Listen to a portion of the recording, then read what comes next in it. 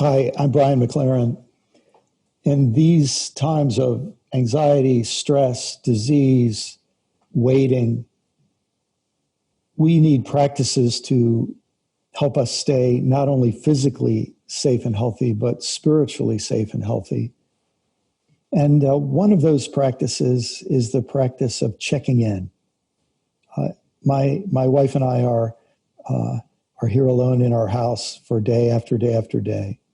But several times a day, we say to each other, "How are you?" Now, in one sense, we know we were just talking an hour ago.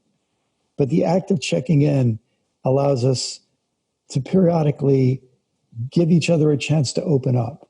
Because after the question, "How are you?" where we have an almost automatic and unthinking, "I'm fine," comes another question, "How are you really? How are you on a deeper level?" The old Quakers used to have a practice of self-examination, and they would say, "How goes it with your soul?"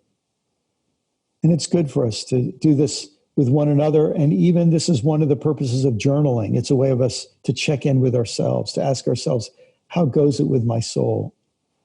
Because in the middle of our daily functioning, sometimes we don't realize that the inner condition, the inner health of our soul has changed, even in a couple of hours. Anxiety, resentment, fear. And so the practice of checking in, it seems to me, is a deeply important practice for these times. Maybe you can ask yourself how you can remind yourself to check in. For me, sometimes it's meant keeping a journal out on my desk so I remember to check in with my journal. Sometimes it's meant putting a little Post-it on my mirror to remind me something I want to check in with myself about. Sometimes we just do it with the people that maybe we are quarantined with, and we say to one another, "How are you really?" And we give each other a chance to open up.